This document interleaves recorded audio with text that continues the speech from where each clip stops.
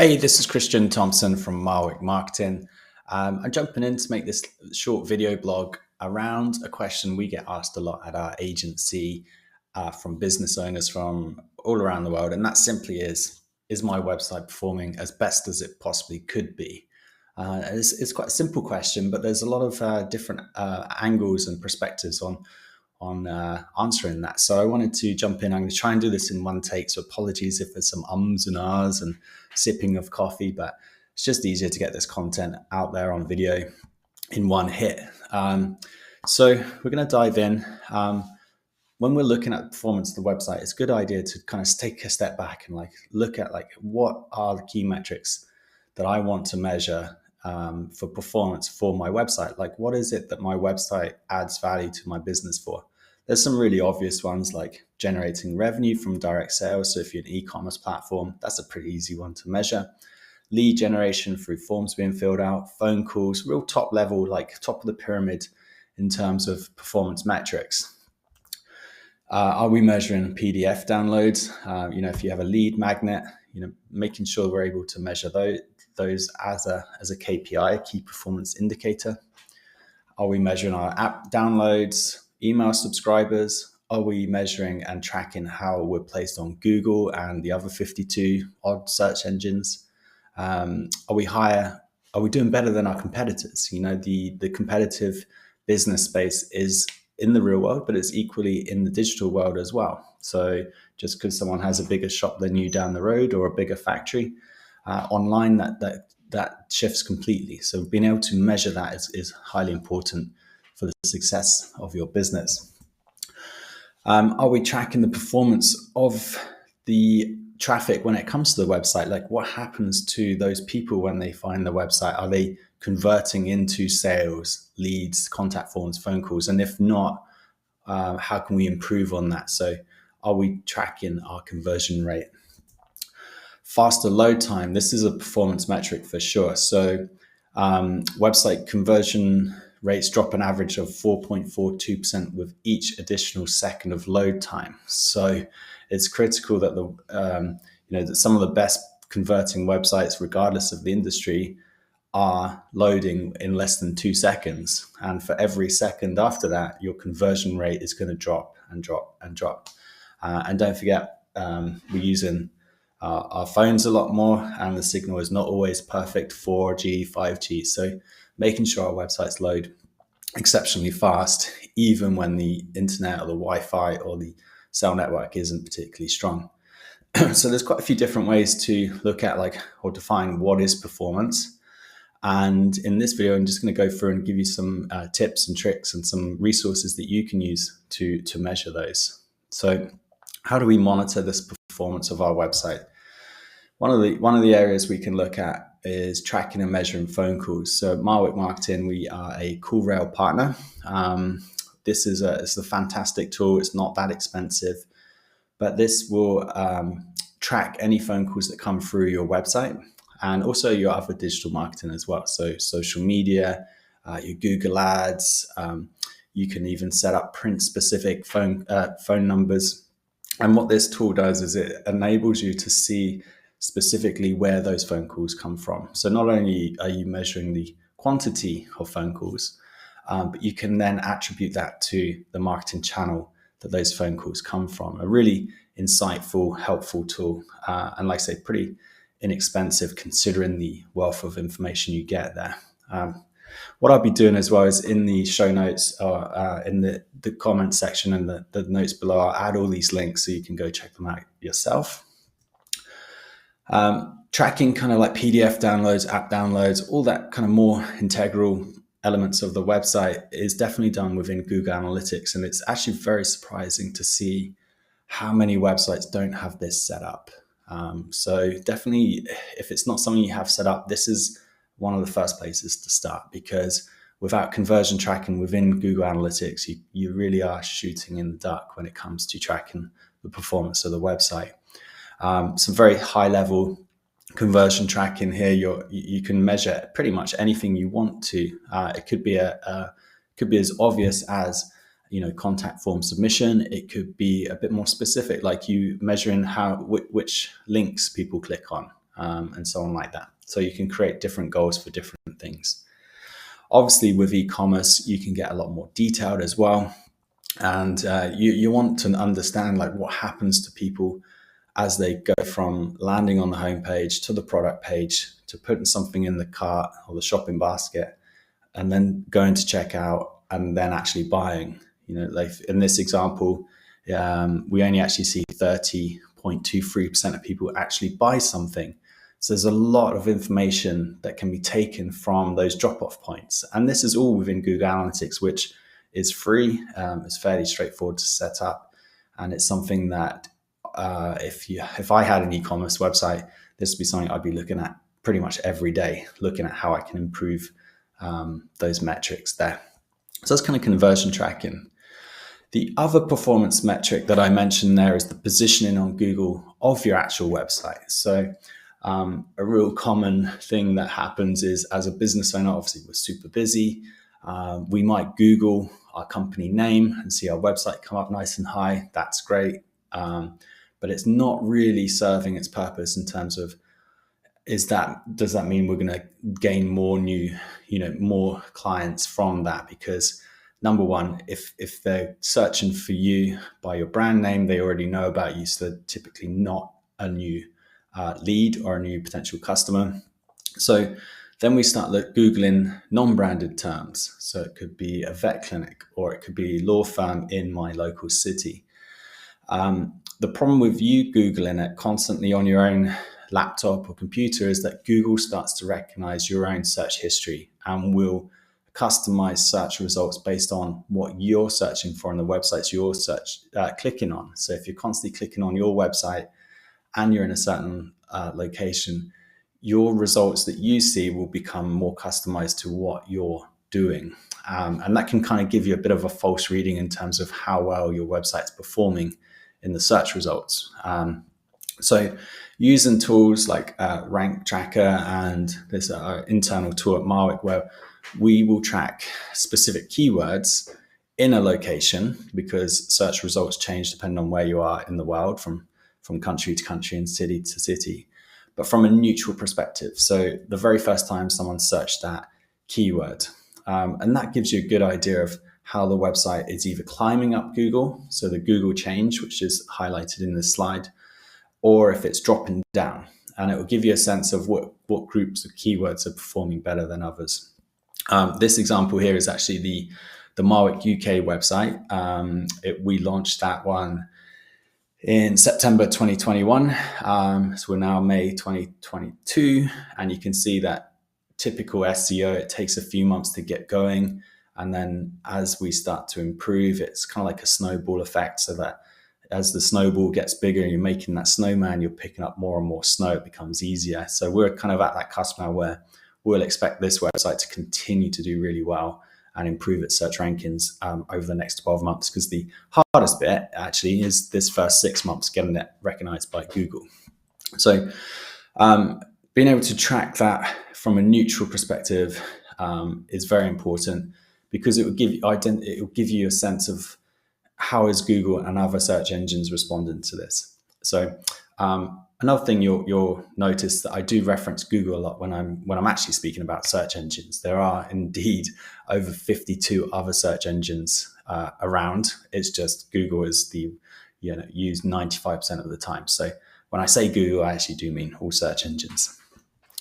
So how do we can cross-reference the improvements of the website on Google and other search engines by retrospectively looking at how often our website's called up. Okay, so we can track where the website is on Google in terms of placement, whether that's 20th place on Google, 3rd place on Google. And then we can cross-reference that to make sure that what we're seeing there is actually what's happening. So within Google Search Console, we can go to performance, which is just in the menu on the left, then search results, and then filter by impressions, which I've done here in this screenshot. And what this shows is the website being called up. So when someone's making a search that's relevant for in this case Marwick, so maybe it's SEO agency, every time that website's been pulled up into the search results, that's becomes an impression. So it doesn't matter if we're like on page 10 or number 1. Every time the website gets pulled into the search results, it's counted as an impression. So you can see, as the previous slide showed, that the website has gone from being brand new, unindexed, to now starting to place higher. What's happening is our impressions are increasing on Google as well. So it's a nice way to just measure the performance of the website from an organic traffic point of view. And organic traffic is one of the leading sources of high quality leads because people trust it. And this is a smart way just to have comfort in the knowledge that your website is performing as it should on search engines. While you're in the Google Search Console, you can measure a lot of other things as well. It's really important to keep an eye on. I'd probably jump in here at least once a month. If you're a business owner or a marketing professional, at least coming in here once a month. It's kind of like the garage for your car. It's the garage for your website. So you can measure the total number of clicks, impressions, click-through rate, average position, and so on. What's also really important is if you're finding that some pages aren't indexing, or if you're building out landing pages, there's a section within Google Search Console that will actually tell you whether those pages have been found by Google and indexed, or if they've been just found by Google but not indexed just yet, and so on. Or if there's any errors with the website. This is where you'll find that out. Again, the Google Search Console, just like Google Analytics, is free. So there's no excuse not to have it all set up, regardless of the size of the business and size of the website. Just make sure you're using it. Okay. One item I didn't really mention at the top in that initial slide, but something to monitor when we talk about performance, which is massively linked to the organic position of the website, is the quality and quantity of backlinks. Okay. This is surprisingly unmonitored by a lot of businesses, and it's actually quite critical to the success for the website. So there are a number of tools out there. I've listed two of probably the most recognized ones, Majestic and SEMrush.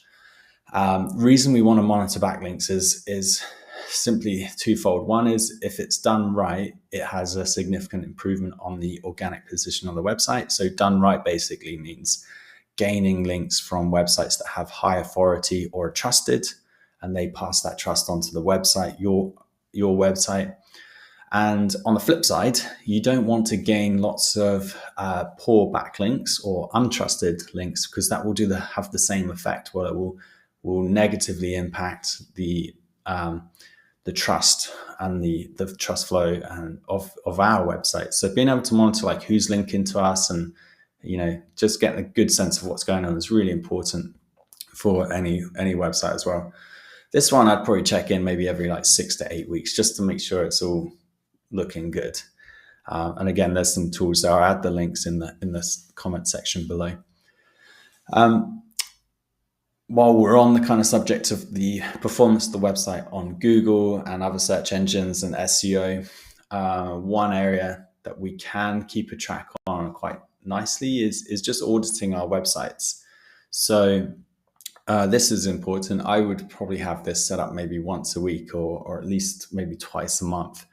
So when we talk about website audits or SEO audits, we're talking about software that can very quickly scan a website or your competitor's website and come back to you with a range of KPIs, metrics, performance metrics. And it's looking at things like, it's looking at your website in the eyes of how Google would see your website or other search engines. So it's looking at website load time, it's looking at keywords, it's looking at on-site SEO, so your page titles, your meta descriptions, all that kind of stuff, making sure it's as optimized as possible. And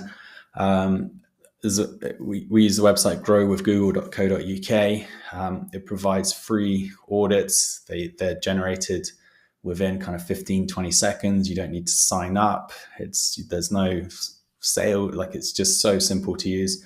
And the nice thing about it as well is you can add competitor domain names, and it will give you a like for like. So in this instance, you can see we've actually used the Marwick UK website against a local friendly competitor, but it will give us an indication of how fast our website loads compared to theirs, and so on. And these audits are, I think they probably cover about 30 different items as well. And you can choose the keyword. You can test it as many times as you like. So a really good tool. A good thing to do is to audit your website on a regular basis, because as we add more pages and we add images and maybe we remove products, things break and fall apart, plugins become outdated, all that kind of stuff. And that can lead to a website underperforming. So it's not something you would do once and just leave it. It's something you want to do, at least check in on a regular basis. It's kind of like a servicing of the car. So if Google Search Console was the garage, auditing your website is just maintaining your car and giving it a good service, making sure it's performing as best as it can do there. On the subject of competitors, I did bring that up in the first slide. If you're the only company in the world doing what you do, it'd be really easy to be number one on Google and you'd be a billionaire. Unfortunately, you're going to have competitors in the digital space, whether they are local to your geographical business or whether they're just competing with you for the real estate that's online. So using SEMrush, there are a number of cool tools that you can do that will pitch you against your competitors. In this instance, we take another friendly competitor here, and we're measuring our traffic sources, so the number of people that come through things like typing in our website directly into Google, and comparing it to a competitor. And this just gives you a sense of how your website's performing against other websites, and that's a really important metric to measure, because it's in the real world, it's kind of easy to see because you can see branded vans running around or people on jobs, and you get a sense of who's busy and who's not. So this helps us get a good idea of who's busy and who's not in the digital space, in the online world. All right, and again, last one on kind of competitor tracking. It's probably one of the most important. This is an example for, again, our UK website, which was only recently launched. And a metric you want to keep an eye on, despite it being very slow to move, is trust flow. And trust flow is a score that's given to websites. I always think of it as like it's the highest level metric there is. It's the most overarching umbrella metric. And simply put, trust flow is a score that's given to a website. Higher it is, the more likely a search engine is going to trust your website as a resource that it can deliver to its customers. So people search, and if it trusts your website, it's going to place it higher because it trusts that what you're providing in terms of a resource is unique, is informative, is detailed, is fast to load, so it's going to provide a good user experience. The website is secure.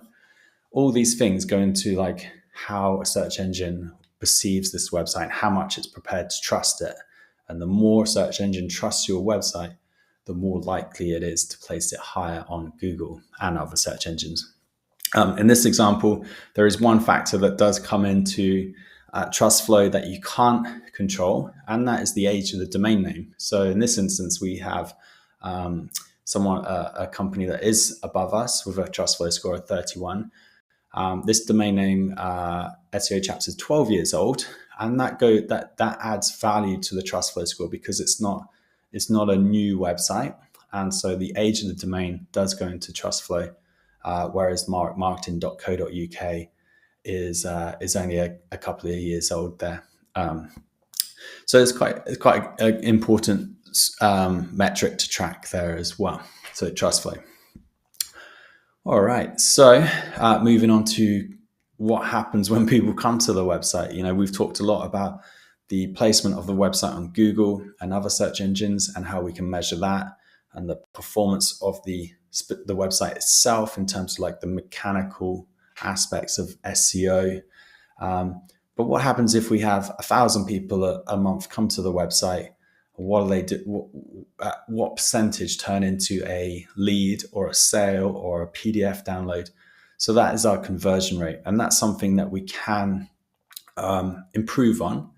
And obviously, if you have a consistent 1,000 people a month come to the website, and you go from a conversion rate of 3% to 6%, you're doubling your business by simply changing this metric.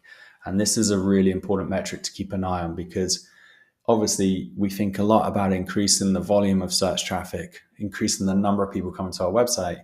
But at the same time, we actually want to make sure that the people coming to the website are converting into either sales or leads. So one way of doing that is to work on what we would call conversion rate optimization.